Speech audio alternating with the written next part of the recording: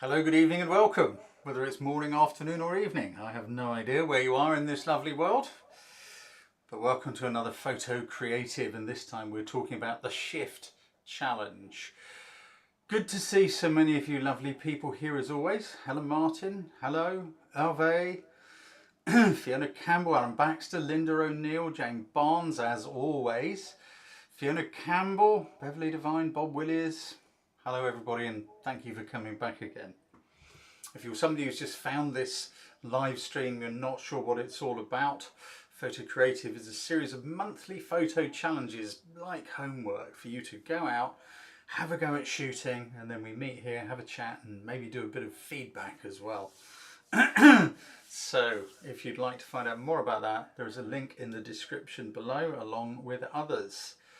Thank you Beverly Devine and Jeff Muse, that's brilliant of you. Some of you guys, many of you guys actually make small donations to help cover the cost and the time of doing it. I would also like to give a big thank you shout out to Stephen Laws, who recently volunteered to help with administration. Administration has got more because Facebook now gatekeeps so many of your posts. You post something onto the group, and then Facebook goes, oh, I think this is spam, and we've got to go and say, no, it's not spam, leave them alone. But there you go. And of course it all burns a bit of time. So big shout out, thank you to Stephen for doing that, and thank you to everybody who supports with a little donation out towards the cost and the time of doing it. If you haven't done so already, do me a huge favour please, just hit that like button because it really makes a difference and it really helps. I hope everybody is well and happy and having a great time. Who else is here? RJG. Oh, he just said hit the like button. Thank you very much, RJG. Lisa Paulser, Orion Thrower, Alan Baxter, 68 Patra. Hello all. So many. Amanda, good to see you. Amanda, now, many of you in the group probably already know that Amanda has really gotten into ICM, intentional camera movement, and has written a book about it, which is now available on Amazon. And I got a lovely surprise the other morning when this dropped on my doorstep. Amanda's book. Let's get it so it's in the right place. There you go. All about creating artistic, intentional camera movement. I have not had a chance to read it. It is packed with stuff and loads of pictures. You've really done well, Amanda. You've really sort of taken this one and run with it. It's obviously hit your creative button. I love this one with the two swans down there. I think it's really great. Anyway, I'm going to leave Amanda. If you want to get hold of her book, then, you know, speak to Amanda. I'm going to leave her to talk about ICM. She's far more of an expert in that than I am. So, what do we got? Our shift challenge. You could interpret it in so many ways. A shift in the weather, a shift in the light, a shift in perspective, shifting from one place to the other. And that's why we use these themes within these challenges rather than just saying take a picture of a tree, take a picture of a whatever. Because it gets you to be more creative, because creativity needs to be exercised as well as understanding shutters and apertures. In fact, they are just the beginning. Understanding how to work the camera, because you can't be creative unless you can do that without thinking about it. One of the biggest things is light, and yeah, I know I do see these little tutorial things at the beginning because looking through images I see so many people need help with understanding just how important light and the right moment and situation and circumstance is when creating an image. I've just seen a question. Shadow King, is there a way to submit photos on the phone? No, I'm sorry, there isn't. I don't know if you can open a new account, but no. There may be something coming down the pipeline in the future, but it is way, way, way too early to talk about that at this time. But for the time being, there is nowhere else we can get access and the kind of functionality for no cost apart from Facebook, no cost apart from the time to sort it all out and just manage it. We do have a paid group. We use a completely different system there, and it's a private group, but yeah, that is a monthly payment. There's a link in the description if anybody wants to join that. We meet twice a month, we have proper conversations, there is feedback for everybody, and there are also challenges as well as some pretty impressive guest speakers, people that I'm lucky enough to know who are some pretty big names in the world of photography. Anyway, light, decisive moments, and biggest of all is patience. I want to go through a couple of images. Now, I know very often I've had people say, yeah, well, that's all very well, Mike, but you're in Vietnam or Cambodia or somewhere exotic. Okay, so I want to go through a couple of pictures. They're just taken on my locally done one-day beginners photo workshop down at Muddyford Quay. Some of you guys are in this picture, I know that for a fact. So what makes an image work? Because having an interesting subject isn't necessarily enough. We were down there on one of these amazing days when you get shafts of light, blue sky and weather. Weather makes for some really cool things in photography. So here we've got, look at the rain, it is throwing it down on the other side of the harbour. It's impressive, it's dramatic. Is it an interesting image? I'd say no, not really, not particularly. Yes, we can see there's some interesting downpours of rain coming down from those clouds, but does it come together to make an interesting picture? Would you want to put it on the wall? Personally, I'd say no, that it just hasn't got it. And it's frustrating when that happens, because you think, oh, look at that, and you take a picture of it, but actually the picture's pretty mediocre. Sometimes you have to let it go, because we feel the emotion, the feelings that are attached to us, the excitement, when we go, look at that rain over there. But a viewer who doesn't have those feelings and that same perspective, they're just going to be left cold. One of the little spots where we often go down there, little row of colourful beach huts. Now this was the same day, and yeah, we had some beautiful clouds floating through the sky. The composition is with the huts, those little colourful huts down low, to make the most of that beautiful dramatic sky, rather than running them through the middle or putting them on a third. They're just below a third. I feel it works better that way. Also, by shooting from low down, you can hide some clutter that's going on behind them.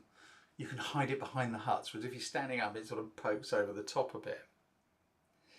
But if you wait, as we did, just for a little while, a little chink in the clouds opened up and aligned with the sun, and then you get a shaft of light and boom, look how that wakes up those huts. Light is king. You've heard me say it a million times. Light is just the most important thing. Why does that sky look like that in that shot and like that in the other one? You photoshopped it, Browne. Actually, no. Eyes and cameras see light differently. Cameras see light in a far more contrasty way than we do. So when you set the exposure for the beach huts, which are in the brightest area, the darker areas will automatically darken. Otherwise the beach huts would look too bright. Our eyes and brains are brilliant things at mapping all this out and making it look even. Cameras don't do that so well. You can, like, I could lighten that sky, which would make it look more how it was to my eyes, but I think what the camera produced in a RAW file was really great. You're hearing the word RAW file and going, yeah, you did Photoshop it. No, I developed the RAW file. Did I like put some filter on the sky? No. I probably took the highlights down a little bit off those clouds, and I probably pulled the shadows up a bit in the beach huts just to balance it a bit. But that's about it. And here is a very similar thing. So the beach huts are separated from everything else because they're in a shaft of light. In fact, if you look at the hut on the left, the one with the little round window up near the roof, you'll notice that's a bit darker than the others because that bit of light is shifting across them. And it either hasn't reached that end one yet, or it's gone off it. I don't remember, it was a couple of years ago. I also have a slight problem tonight because I have two monitors here, and every so often one of them turns off. When we're screen sharing, you'll probably have to put up with that. Similar thing, separating things out with light.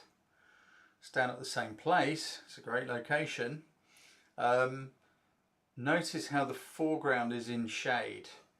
but the Isle of Wight in the distance and those clouds in the distance, they're in sunlight. So even though the largest, most possibly dominant feature in the picture is in the foreground, it's actually the Isle of Wight and the clouds and the sky in the distance which take our attention because of the light. Light is just the most important thing.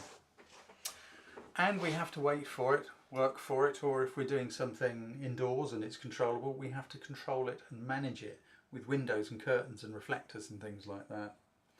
I know I bang on about this, but looking at images, there are so many of you guys that need help understanding and using light. Some of you are absolute magicians with it, but there are many who are not, and you know, we want to help everybody here. This little workshop, they're open up for the spring. I only do 3 weekends and I only do them in the spring. That one's open, as are many others on my website. There's a link in the description below. We've got a few places left for Morocco, but not very many. I think there's only 2. And that is in January. It's a fantastic destination and I would love for you to join us out there in Morocco. You guys who are booked onto Morocco, I will be sending you an email very, very soon with lots of information and details about what's going on and which hotel and all that stuff. But be patient. I've got to make sure that the information coming back from Morocco, from the guys who are booking it and all the rest of it, my helper out there, my man in Morocco, is all accurate before I send that information to you. Otherwise it will just be an annoying stream of emails. So why don't you be patient for a moment whilst I set up my screens, and we'll take a look at your images in the Shift Challenge, and we'll give everyone a bit of, well, not everyone, but as many of you as I can, a little bit of feedback. No worries, Jeff. Jeff's coming to Morocco. Oof. Jeff's the guy who sent me that other beautiful book the other day when he was over here in the UK, which I think we talked about last time. Let me get this sorted out. Here we go. I can't give everybody feedback, there isn't time. That's what the paid for group is for, because you definitely get feedback and time as much as you want from me and everybody else in that group. So let me see what we can do. Hey Michael Duff, what's up yourself? There's some really, really great interpretations on this theme of shift. Something which I love about this, we've been doing it for a while now, and it's just so amazing to me to watch how you guys have grown and evolved, and it's just amazing. Lovely image down the bottom here from Crystal Bartholomew. Crystal, I'm so sorry you missed the deadline. You're a day late, and I know it's a tricky one because you're in North America and you're in a different time zone and all the rest of it, and I know I mess things up. That's why I just say it's in UK time. So it's always best to check Google, find out what the time zone is. I know I'm being strict, but I've just got to stick to the rules on this one, I think. Some amazing images. Let's just start at the bottom and work our way up. If my mouse will scroll. Whoa, he's gone too fast. Who's this? Jim Graves. Let's have a look at what you've got here. Jim, what you're going for here is to show the shift in the seasons. I get that. The different colours in the trees. I'm sorry, but you're... there you go. There you go. I don't know if you can see that, but my monitor has just gone black. Come back. There it is. There's nothing I can do about it. It just keeps doing it. Let's move that so I can see you guys. There we go. You're looking at the shift in the seasons, and it's the colours in those trees which has caught your attention. However, the colours in the trees and the shift in the seasons is being kind of overtaken by the river and the boats, the canal and the canal boats. It's kind of like a picture of canal boats with some trees. Oh, and if you really look and think about it, autumn's coming on. Do you see what I mean, Jim? These are really, really tricky things to do. You know it's autumn. You can smell the leaves that are falling from the trees and feel that chill just starting in the air. So how could we have done it possibly and made it a bit stronger? I think these trees here, it's these few here, which seem to be starting to show the best autumn colour. So I think maybe had you been further around the path up here and then maybe just shot straight across and just concentrated on those colours in those trees without trying to include the sky and the boats and all the rest of it. It's just a little too much. Then I think we'd have understood, we'd have seen autumn colours. Okay, get it. What Jim's talking about is the shift in the seasons. And I think it could have worked better, my friend. But hey, you're out there. You're doing it. Keep doing it. Good on you. Okay, I am gonna move upwards because I just have to. Who is this? Hello, Jane Barnes, down there in New Zealand. Look at you, taking. I don't know if it's no. I guess it isn't. No, it's not. I'm guessing you've taken many photographs and then joined them together in post production. Please say in the comments because I know you're here.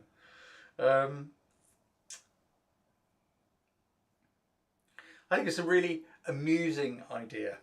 Love your sense of humour, Jane. You're talking about, again, the shift in seasons. I get it, because you're doing your gardening. You've got the winter season. You've got, like, you know, pruning the tree and the digging and planting and all that stuff. So I'm kind of getting it. You said shift in the weather. I didn't read the comment. I just looked at it and I once again got seasons, 4 of them. Okay, maybe it was seasons too, based around the weather. Look at the change of the clothing. Look at the work Jane has put into this, guys. I think it's amusing and I think it's fun, and I totally take my hat off to you for giving it a lash and, you know, coming up with something which has made us all smile and definitely fulfilled on the challenge brief. Yes, I just said, Jay, I just saw your message. Sorry, everybody, I still read ridiculously slowly. Let's ease up. Oh, come on. Scroll, please scroll. Here we go. Okay, what have we got? Alan Baxter. Hello, Alan. Totally get your seasonal shift here, my friend. And I can see you've really thought about your composition.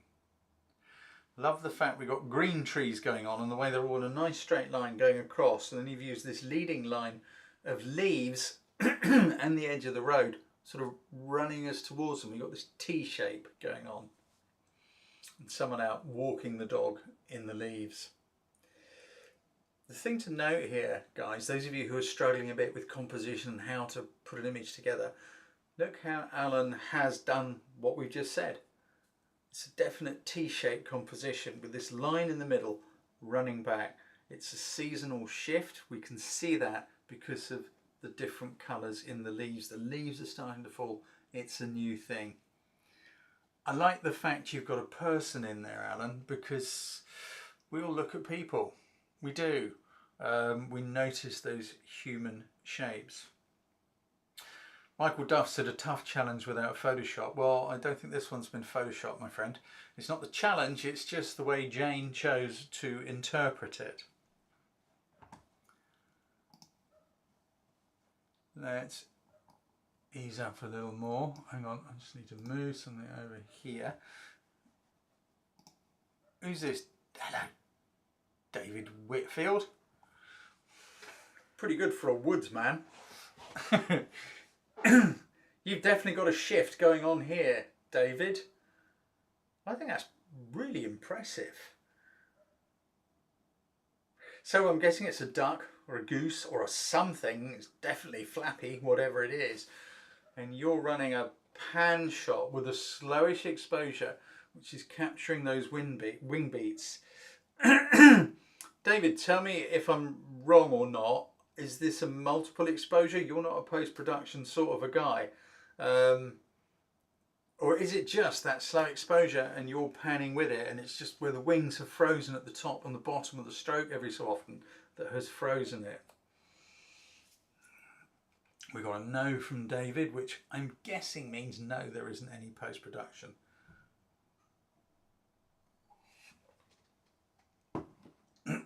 Slow exposure, absolutely. How do I know that? David is in my group, the other group. It's really great. You've so fulfilled the brief. We have completely got something that's a shift on. I'm going to be hard on you, David. It's almost like the exposure is just a touch too slow. I think if we had a little bit more definition in the bird, then I think it could work just that little bit better. Also, the exposure is just that touch too high, and I'm guessing it's because you're taking that exposure down, sorry, the shutter speed down, making it last longer in order to get the motion. But it's had the effect of it's just a little bit too much burnt out. I don't mind a bit of a burnt highlight, but I think the whole thing would benefit from being just a touch darker. But it's a great idea, and I bet you spent ages and ages there panning and working on this shot. Michael Duff just asked, faster shutter speed for smaller the bird. Not necessarily, Michael.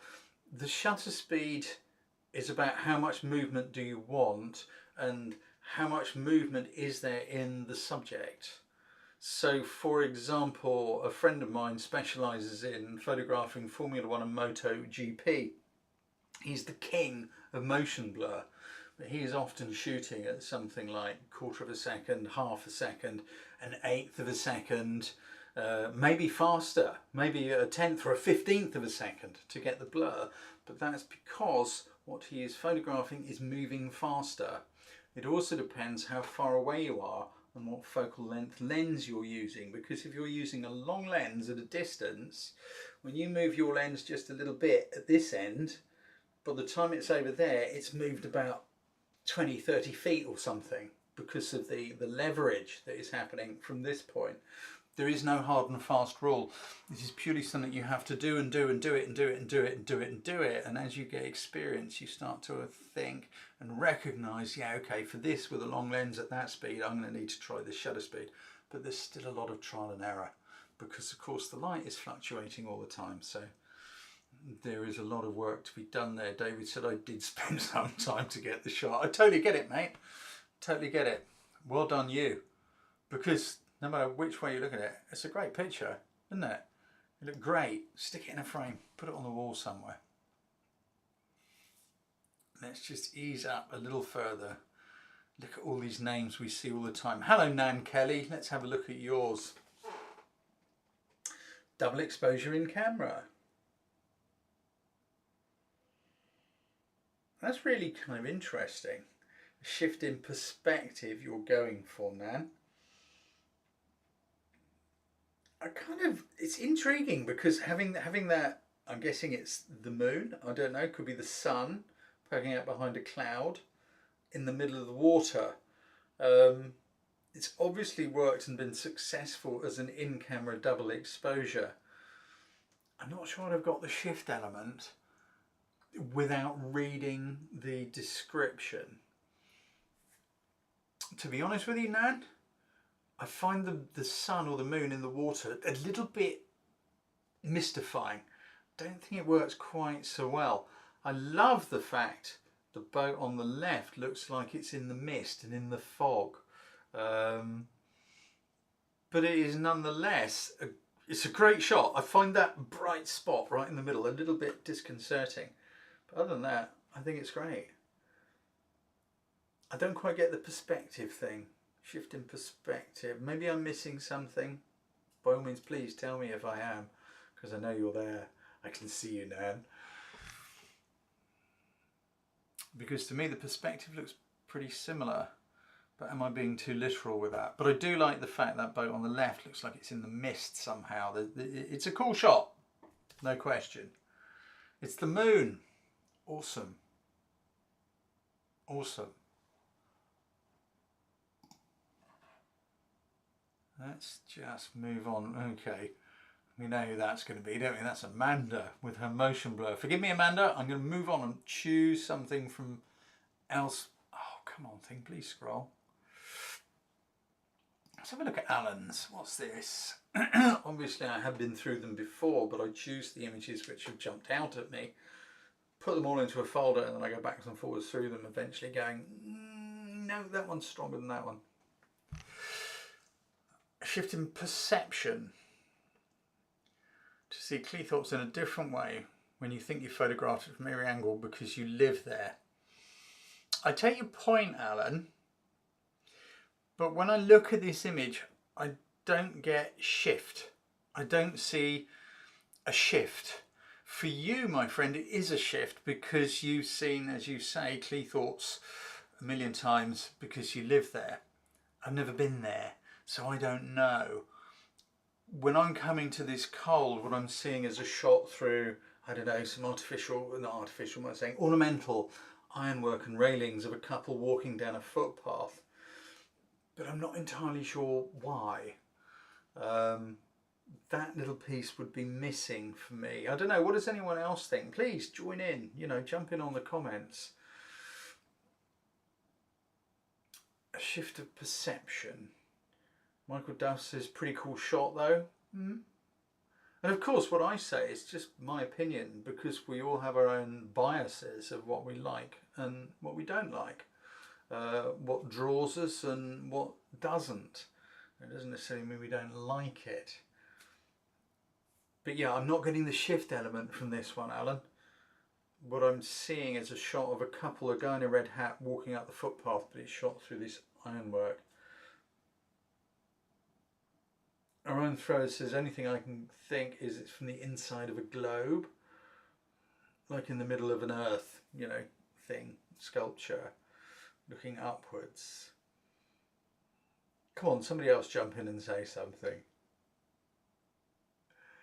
Alan's cool. Was the person on a knee when it was taken? I don't know, Michael. I'm going to guess possibly. Hervé says, can't see shift. Hervé, you've just been, what's the word? Photo bombing with shift images within the group. You'll notice everybody, I tend not to comment, like, or say anything about anything which looks like it could be to do with the challenge, because I don't want to do that. Fleetfoot says it's a bit confusing. Yeah, I'd agree with that, Fleetfoot. Hervé's done a whole lot. Hervé is just the, you know, the full-time traveller, like many of you guys. And he's obviously been in Morocco again. Just have a look at his pictures. There's a lot of shift and movement stuff going on there. Slightly confusing, I think, is the general consensus, Alan. I hope some of that helps. But yeah, without having your knowledge and your perspective, we didn't quite get it. Who's this? Paul Martin. Let's have a look at this. Come on. Clicky, clicky. Here we go. Landslide resulting in excessive rain in northern Queensland. Hey, Paul. I mean, just looking at it, even without reading that, I get that there's been a flood or a something because rocks and trees have shifted down the hill. I get it, my friend. Does it work as a, wow, what an amazing picture? That would be my question to you and to everybody else. You know, just say yes or no if it's in the comments. I get the incredible forces of nature that would be going on behind this. And I have to confess, I would love to watch something like this coming down through a forest. I think it'd be terrifying, exhilarating. I love stuff like that, you know. You can't fight Mother Earth. She will win. And a natural occurrence like this is one of those things.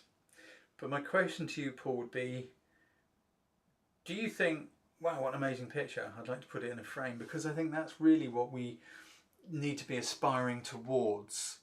That means shooting, again, with light and all that stuff.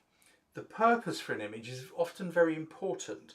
Now, let's say you were there as a photojournalist, to document and to record this landslip which happened in Queensland. Yeah, I get it. Totally get it. but the purpose of this was, again, sort of more creative. They're creative challenges. Is there a way this could have been photographed more creatively? Possibly. I think it would have taken a lot of fooling around with light and angles, maybe shooting at night, that sort of thing. And I know exactly what you would say, and that would be something along the lines of, but that's not when I was there.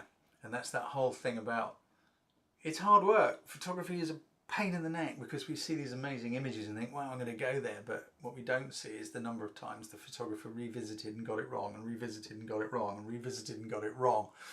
Well, they didn't get it wrong, but things didn't come together before they actually did. What's that? Just in a comment. Depends where you're standing. I'm missing the first bit, Julia. As long as you weren't standing in the way. Yes, sorry, I get you, because I want to see it. I really want to see a volcano erupting as well. And I haven't had the opportunity to do that yet. I hope that helped, Paul. And I hope you enjoyed your trip in northern Queensland and didn't get caught in a rockfall or anything. Ah, Julie Jager. Hello, Julie. You're very, very good with your people pictures and your light. I wouldn't have guessed this was one of yours, I have to confess. And I had to read the caption to get where you were going with it. Maybe it's because I'm a bloke. I've got a beard and everything, you might have noticed. Hello, Julie, you're here. I wouldn't have got the shift connection myself. I'd have got girls getting ready to go out, girls doing something. Well, I know what they're doing. They're doing their lippy and their makeup and all that stuff. I'm not sure I would have got the shift connotation. Please, people in the chat, do you get the shift thing or not? Just a Y or an N? Yes, I get it. No, I didn't, without reading the comment. Julie's resilient. We know each other. It's cool.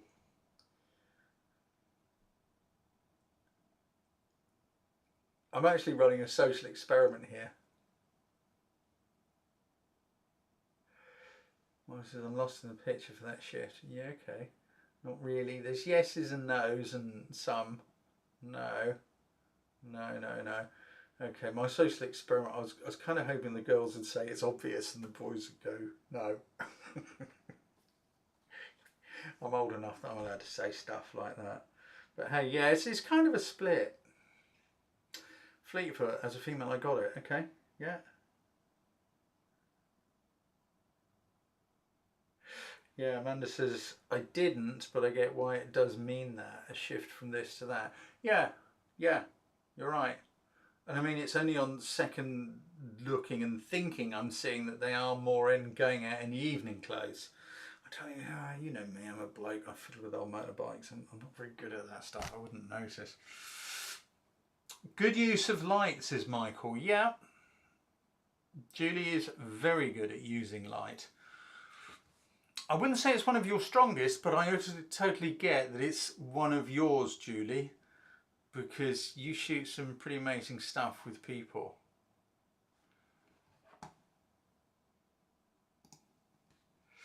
Let's move up a bit. Who's that? What's that? Susie Natman. Hello, Susie. Horses shifting down the road and on the water. Totally get the shift. The minute you look at it. There's a horse on the way somewhere. What I'm not getting, Susie, if you're here, all those like little lines within the horse, is that just motion blur? What is it? Or is it a double exposure or something? It looks like there's something odd going on just above this window. I'm not quite sure what it is. For me, it looks like there's something odd happening because, like, the horse is with us here. It's like the multiply thing like that. I'm not sure, Michael Duff, that is camera shake, because camera shake tends to be an overall blur, a bit like ICM. But I'm not into. Oh, my monitor's gone black again. You're not seeing black monitor, are you, on the broadcast? I don't think, but I get a black monitor every so often. ICM tends to be smoother or blur. Callum Johnson says it's a rider. Took it on my phone, long exposure. Hey Susie, glad you're here. That's intriguing.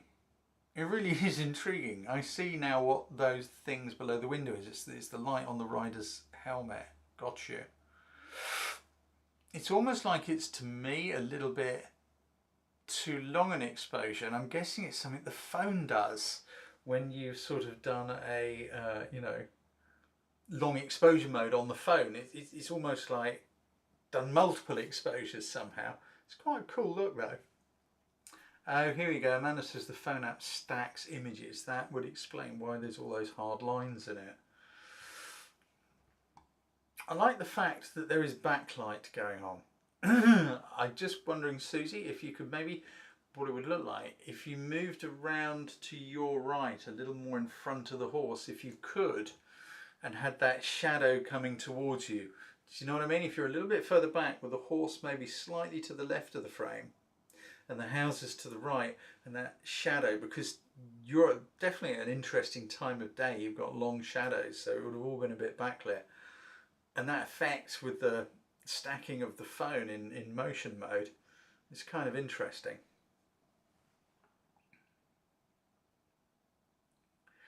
Okay, so you're saying they came down the road so quick. Yeah, I get it. I get it. It's one of those things, the number of images that we all miss because it's like, oh, I didn't quite get there in time. Never mind. Oh, we can't build on it because we see something and we think, right, I'm going to shoot that. And then when you look at it and think, actually, that might look better from round there, it's just too late. I totally feel your pain. Where are we? Okay, we're up here. Margie Wright Jones, let's have a look. What do we got?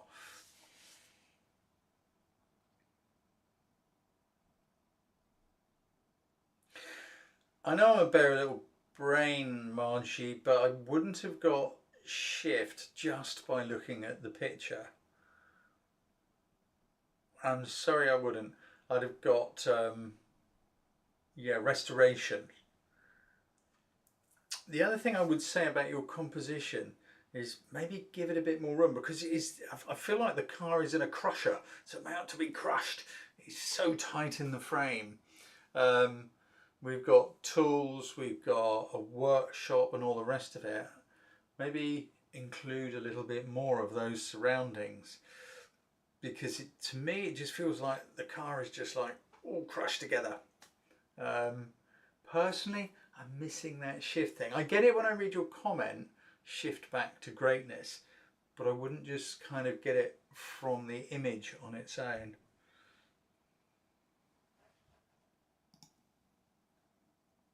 Haha, who's that? Froggy. Hello, Froggy. Now, I think we all get that, like that, in an instant. We know precisely that this is shift, isn't it? We're shifting gear. Great idea.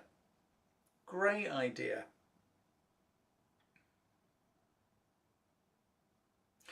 The only thing is it a really great picture of shifting gear?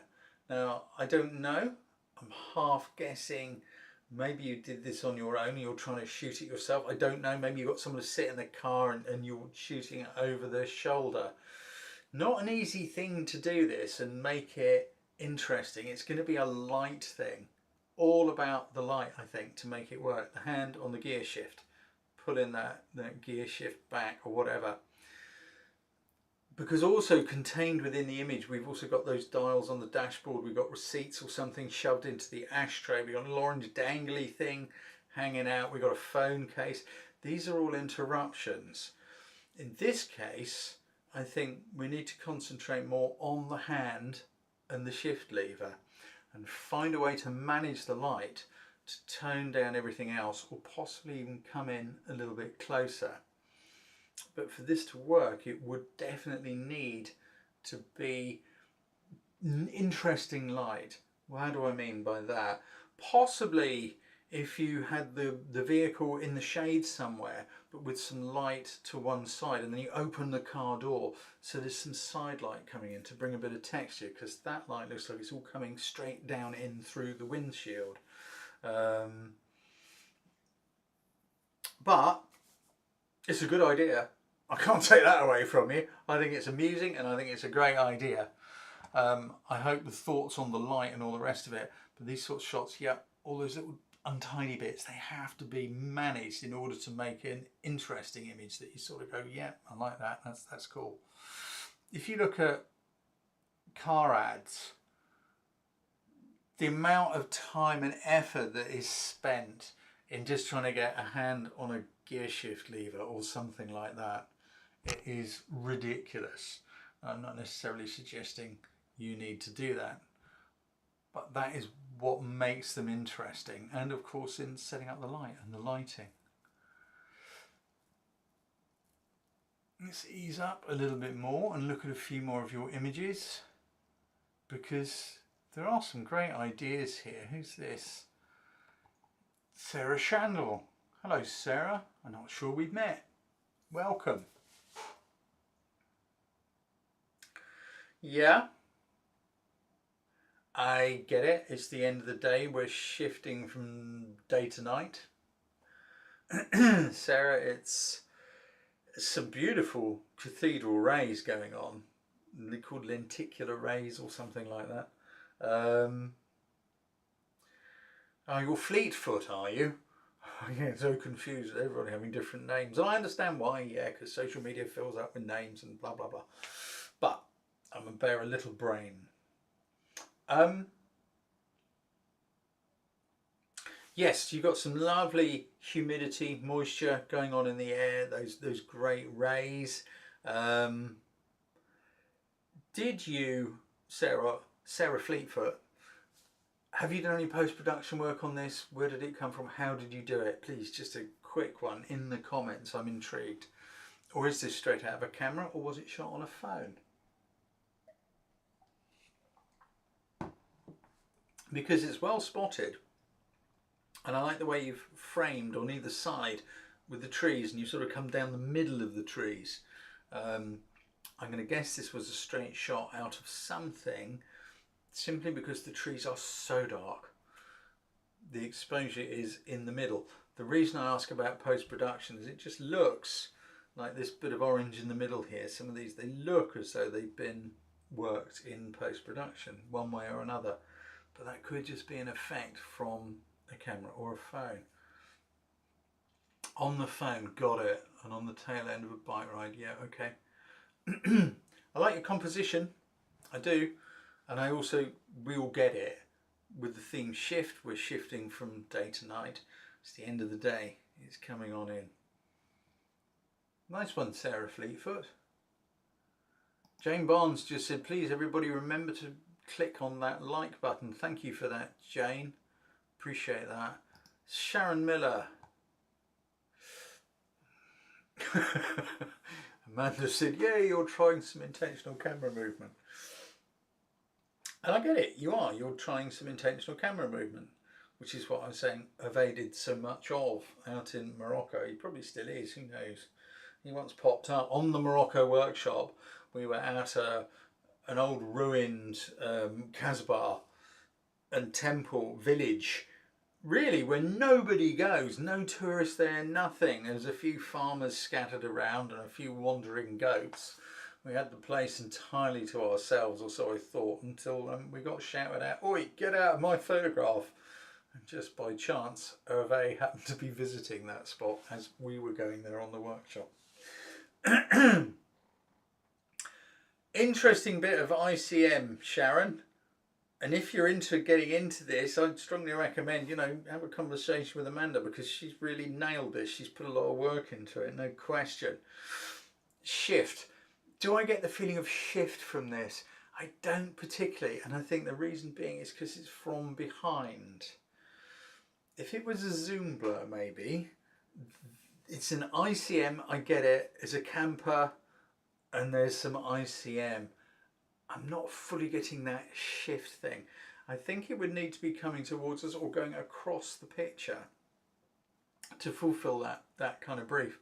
I know it's difficult, isn't it? It's a tricky one. Telling the caravan to shift off course, yeah, right, that's another good one. But yeah, try these sorts of things on the side, because it's always, you know, have a look. Remember, on my website I do tend to give you a few little hints and tips and clues. I don't think I've given you much in the way of hints and tips and clues this time, so I want to just leave you to get on with it and see what happens. There's a few examples to look at, but beyond that I haven't sort of said to think about it too much. But think about the word when there is a challenge as well.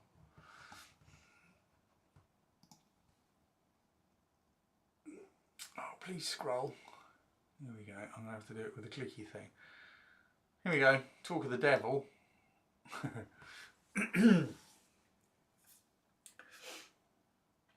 Hervé is shifting from one place to another with a cyclist. So we have got some ICM here in terms of camera movement. But because of the subject matter, a cyclist, we know that they are shifting their position. They are moving one way or the other.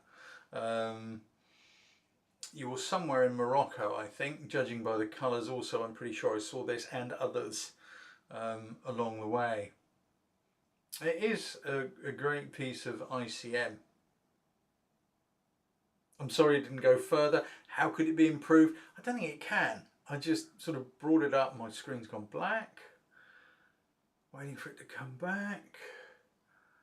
And we're back in the room. I don't know that it could. I love those pastel colours and that person cycling by. I also like the fact actually it's a back view, because it's like, yeah, they're going somewhere. Yeah, they're shifting somewhere, they're going somewhere. And I know usually I'm always banging on at people saying, oh, it's a shame they weren't coming towards the camera. But actually, I think it works. Particularly look how Hervé has positioned the subject. You know that old rule in inverted commas, you need the subject looking into the space. Sometimes, yes. But I also think there is tremendous power in having the subject leaving the frame. It gives a feeling of, I'm leaving you, I'm going somewhere else, there's something more interesting over here, and it leaves with a thought, with a wonder of, I wonder where they're going, I wonder what they're doing, what are they up to? Rabat, there we go, yep, out there in Morocco. Nice work, Hervé. Oh, come on, I can't scroll properly. Let's move up a little more and look at a few more. Fiona Campbell. Totally get the shift here for different reasons, and it is a cracking picture. No two ways about it. What for me gives it the shift are the shapes. There is no camera movement here. The only movement are those little shimmers on the water. But it's the use of light and shapes which to me take us on a journey from one place to another. This is only my interpretation, of course, but I'm feeling that we come round that bottom red curve, and somewhere where we can't see, we end up on the top one and we curve off the other way. We're kind of going on a journey. We're moving through space and time in one way or another. Does anyone else feel the same about it? We know it's a beautiful image, it's some great light, and it's really nicely composed, beautifully composed. Great use of city lights late at night. But what I'm talking about is that feeling of a shift, of shifting position, of shifting somewhere. There's something going on, and it's an almost ethereal, undefinable thing for me. Does anyone else feel that? RJG says it's in the curves. The curves, says Julia. Anyone else want to jump in with something? There's a flow to it, says Amanda. Totally. Dark negative space makes the picture feel the night. Yep, very true. Shifting in colours, that's another very, very valid point, Orion. Yeah, there are colour shifts going on here. We wouldn't see those colours as vividly as that with our eyes, because our brains are constantly colour correcting things. So yeah, there's a colour shift happening throughout. Reminds you of a roller coaster, says Laurie Edwards. Yeah, indeed. There are many things, but I totally get it's the shapes and the swoops. And also look how Amanda has stopped the journey. Fiona has stopped the journey on the left-hand side with that gold building. We're coming round the bottom and going off somewhere and then coming in the top, and we're ending up with the gold building. I think it's a very clever picture. And it was very definitely in my folder of chosens, and sorry Fiona, but there was others that tickled my happy place maybe a little more somewhere down the line.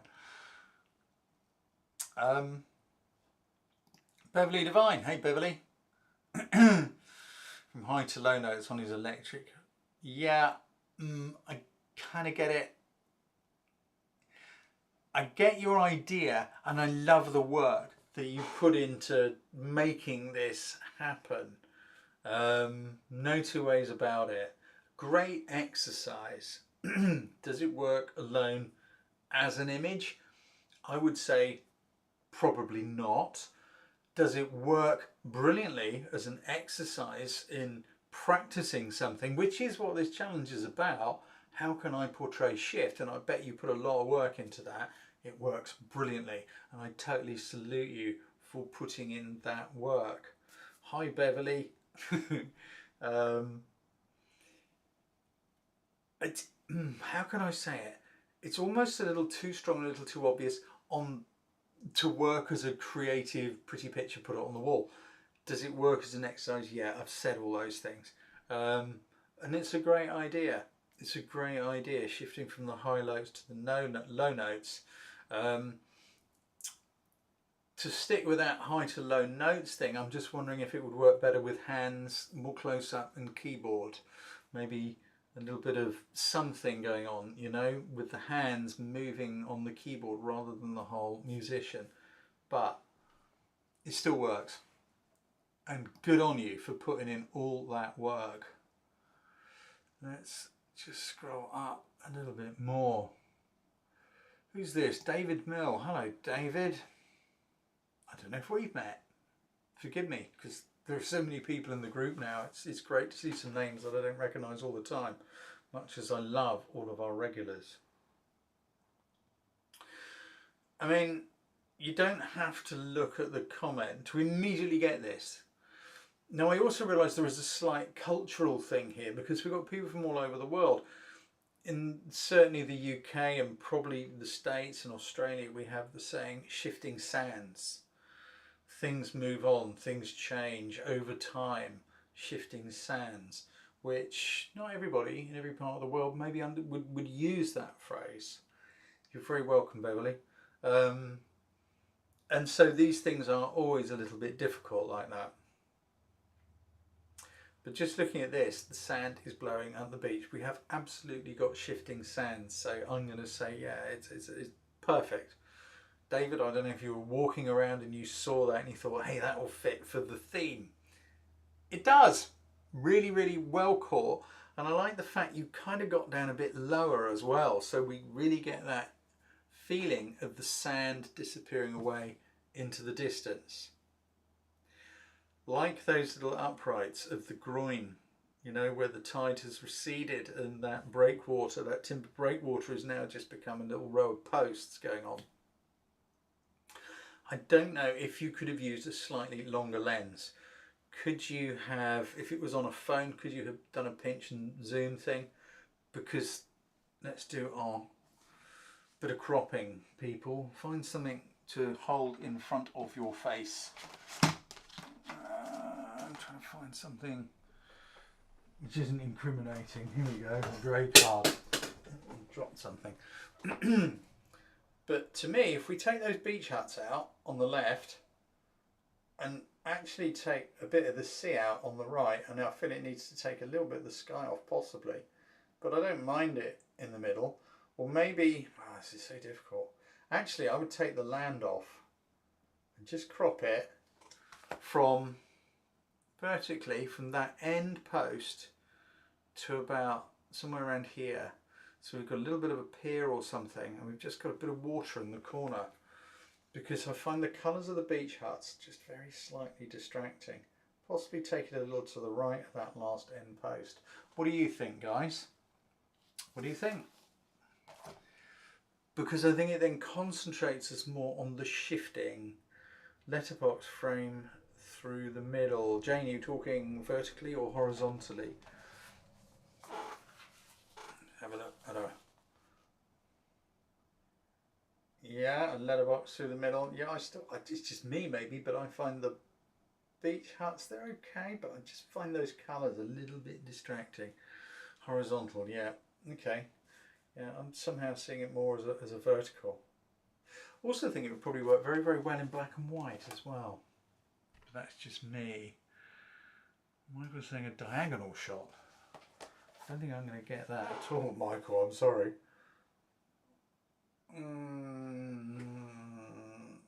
I don't know quite what you mean by diagonal. If you're talking about putting the horizon sort of diagonal, no, that doesn't work for me. I'm sorry, my friend. But if it works for you, great. I've only to just darken the beach huts a little. Yeah, I get that. I get that. Losing the huts for me, just the sand and nothing else. Yeah, that's how I see it, Amanda. Jules definitely makes it more minimalistic and emphasises the shifting sand. Vertical. Oh, Jane. That's okay, I can't see the beach huts. Big hug, Jane. Anyway, that's my feedback on that one, David. I totally love those shifting sand lines running out through that image. Let's just, Dina Peters, here we go. It's another one of those shifting gear. Totally get it, totally get it. Again, it's like you've got to be really careful. Now I think, Dina, I think you've got some slightly more interesting light going on here. And I like the way the light and shade is running straight through the D part of the picture. But again, you've got to be so careful with all the distractions. By the way, you've got that great light on the gear shift, which is throwing the back a little bit darker. Those keys are a little bit distracting, but the worst of all is the dust. You need to clean your car out, as do I. But again, these are things which make such a huge difference within an image. Now I get it. I'm going to guess, Dina, you got in the car, you're about to go somewhere, and went, oh, look at that. Oh, that'd work. Look at the light on there. And you took a picture. I get it. I get it. Great idea. These are the things that would make it pop as an image though. Getting it all cleaned up, being very, very careful. I'd probably be inclined to take the exposure down a little further, let the background go even darker. So the bright area of the shift is just that little bit down a bit. Problem is, it's a truck. Okay. I'm going to ignore that one because I don't know why. So in the UK, a truck is a big thing. 38 tons, 40 tons, something like that. I don't know. Whatever. Moving on. I like your idea, Dina, and I like your use of light.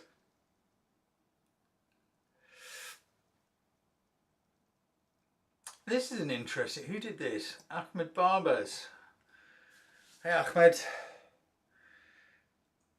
It's an interesting image, and you can't help but get shift. Does everybody see this shift idea? What's happening here? Just Y or N, yes or no, please.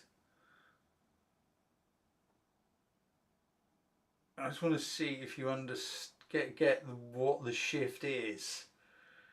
Yeah, good. Yeah, everybody gets it. Julie didn't get it, Beverly didn't get it. That's cool, that's all right. You get a load of match heads and put them all together. You light one end, and you've got all those match heads touching. Once you light one end, it's going to go right the way across, isn't it? It's going to go puff, puff, puff, puff, puff, puff, puff. Load of flares, woof, running across that row of matches. So you've got a fire, you've got a shift as it's moving across the matchsticks. And I think it's quite a cool idea. I also think it must have taken a fair old bit of work to capture that with those little sparks and I wonder how many times you did this. I really do. But I think it's a great idea, and I love all those colours and those little sparks flying. How you caught that, I am intrigued by that, Ahmed. Julia Voster says misspent youths. Oh, you better believe it. Me and my cousin and my mates, we used to spend most of our lives blowing shit up when we were kids. Taking the gunpowder out of fireworks and all sorts of stuff. Great idea. Okay, I think, where are we? It's 8 o'clock. We're pretty much at the top. I think it's pretty much time. We need to go and have a look at the ones which I kept coming back to. Laurie Edwards. That is such a cool, clean, simple idea. And you get it just like that. Yeah? It's also really carefully done. That depth of field is on the word shift. Now, I'm going to be real picky with you because it is a really great and simple shot. If you could have shifted that shallow depth of field just back just a couple of millimeters, we'd have had the whole of the word shift sharp. As it is, the bottom of the S-H-I-F-T, the bottom of the letters, they're just a bit soft. Just need to come back a little bit. That's either you moving or the camera moving.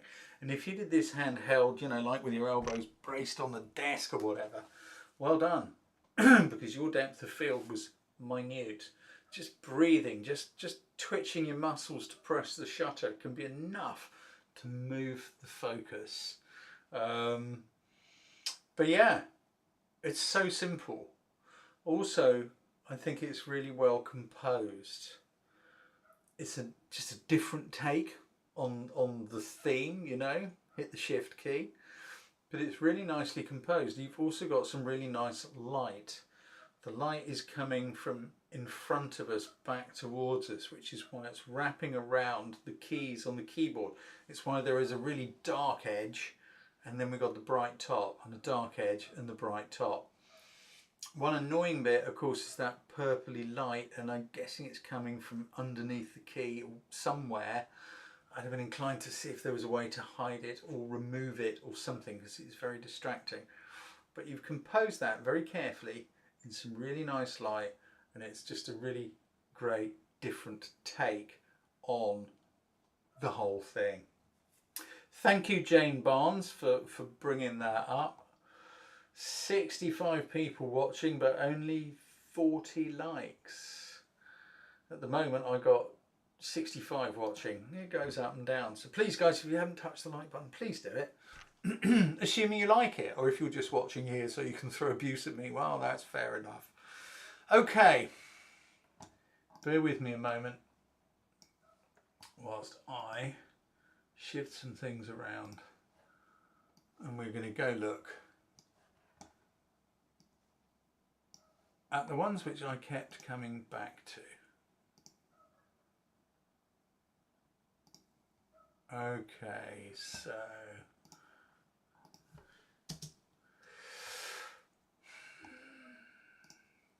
for me, oh come on, having technical issues now. This is so infuriating. I've restarted this thing about stop it, about 3 times. And I still keep losing one monitor. Right, now I can see what I'm doing. Forgive me. Jeff Muse. I mean, I so got this. A shift in the weather. It's dark. It's moody. It is so delicately composed with that long, spiky something going on. Hang on, let me just bring that up again so I can see it better over here. Yeah, with that timber top standing so dominant in the brightest part, the valley taking us into that bright area, and the trees and the clouds and the mistiness. A shift in the weather, to me, is great. And I noticed you put no comment, because I think it is very, very obvious, and I think it is Really, really well composed and nicely done and very simple. I like that monochrome look. I'm seeing sort of slight colour in there, but it doesn't, you know, it's just perfect to me. I think it just works really, really well. Film noir, said Alan Baxter. Yeah, good point. Good point. Okay, and to me that just works for that reason. And we are all shifting through time and space, aren't we? Rob Cook, you've been going out and doing a lot of this sort of stuff, and I just really, really like it. I just love the fact that, you know, we are this little speck whirling around and around. What is that thing? Just remember, you're a ghost driving a meat-covered skeleton, riding a rock that's hurtling through space. What is there to be afraid of? Fear nothing. And I think this really, really reminds us of that. Jeff Muse was just clarifying the dead trees after a forest fire. Okay. Sorry for the water spots. It was pouring with rain. Oh, come on, Jeff, for goodness sake. Manage your water spots. I don't think they're a problem now. I think it adds to it. It gives that feeling of weather. Yeah, we are riding a rock, hurtling through space, and I love these sorts of images. I think you've done a really beautiful job here, actually, Rob. I love the light coming up in the background as well from the towns. Is this Glastonbury? Let me have a quick look. Okay, Bruton Dovecote, Somerset. If you're here, Rob, did you light it? Did you do a bit of painting with light here to put a bit of light onto there? Or was that something to do with moonlight passing over it? I would love to know. I think I saw you here earlier. Yes, there you are. Hey, Rob. So yeah, how did you get light onto the side of the dovecot? Or was it there? Or I don't know. Torch. Okay, you did a bit of painting of light during a long exposure. This is photography. This is why I'm always saying to everybody, you've got to be able to use the camera like that without thinking, without, you know, if you're going, now what aperture would I need, and if I use that aperture, well, what about an ISO? Oh, I don't know, I'll put it on aperture priority and see what happens. How can you possibly be creative when your brain is full of that? All those questions. When you can do that without thinking, you can look at this and think, okay, I want the stars doing that, therefore I need a long, slow exposure. So obviously the camera's on a tripod. I've got to be careful that the city in the background and the lights coming from the towns and whatever from Bruton doesn't completely blow out, but there needs to be enough to get the star trails. I want to be able to see the building, therefore I need to paint a bit of light. You can't think like that if you're struggling with shutters and apertures and all the rest of it. You've got to learn this stuff and get good at it. And that's why I always bang on and say, go and get my masterclass course, because all of that is in there. And if you do the exercises and you keep doing the exercises, within 6 months, you will have that stuff nailed. If you've got the course and you're still struggling, you need to go and do the exercises more. Sorry. An epic image, no camera and a tripod. Sorry, I'm not getting something. Do you need new gear for these? Okay, sorry Rob, you're answering someone else, got it. No, you don't need fancy gear, a camera and a tripod and a torch. That's it. The equipment doesn't take the picture, doesn't make the picture, the photographer does. The gear is so relatively unimportant. It's not true. Beautiful work, Rob. I'm loving the fact that you're getting passionate and excited about this stuff and you're going out and doing it. I hope all's well, my friend, and I look forward to catching up with you again at some point in the not too far distant future. Bjorn Lund Jonsson. For me, shifting the seasons. I think it's a fantastic, simple, elegant picture of a shift in the seasons. It's just pretty, and it just says it. It doesn't need anything more. The leaves are falling off the trees, the wind is starting to blow, the colours are changing, and it's been raining. Shift in the weather, a shift in the seasons. I think it just does it so simply with the most simple of ingredients, and many of the best pictures I think do have these very, very simple ingredients, like that little leaf floating on its own in the water. It's such a, yeah, it just says it simply, effectively, and for me it just works. It's very tempting to try and overcomplicate things, when actually very often the simpler things work incredibly well as a still image. They really do. Alan, yeah, really well spotted. Absolutely, Alan. But there is another level to this. It's not just about spotting it, everybody. Remember this. It's about how do you photograph it? What angle are you going to shoot it from? Which direction do you want whatever light there is coming from? I would say this is in pretty flat overcast light, but there is still a little bit of directional light coming towards the camera. How do we know that? Look at the veins in the green in the leaf, so therefore there must be some light coming through it. So that's going to tell you which side of the leaves you need to be in order to shoot it. So going back to, I think it was Michael who was asking about, do I need special equipment? No, you can do it with a phone. But what you do need to do is to be able to ask these questions. Which direction's the light coming from? Okay, that way, that tells me which side I need to stand. Do I shoot it from this angle or that angle? How will I make it about the leaves and not what's going on around the leaves? These are the things which make the difference. It's thinking like a photographer and not someone with a camera. Cameras don't take pictures, people take pictures. And they use a camera to do it. And you can do it on the cheapest of cameras. My only feedback for you, and this is purely personal taste by the way, Bjorn, I don't think your white border does your picture any favours. I'm sorry my friend, I just don't. I think the white border detracts from it personally, but that's just me. If you like it, that's cool. Okay, bit of ICM going on here. And very beautifully done ICM. It is too, Michelle Brandenburg. Very arty, very painterly. And of course, again, it does say shift of the seasons. What tells us about the shift in the seasons when working with trees? Colours. That's all. That is why, forgive me, I forget. The guy who did the picture with the shifting colours in the trees alongside the canal with the boats right at the start of this session, that's why I found your picture more about the boats and the canal than the colours in the trees. Whereas this is, there's no question because it's just colours in trees.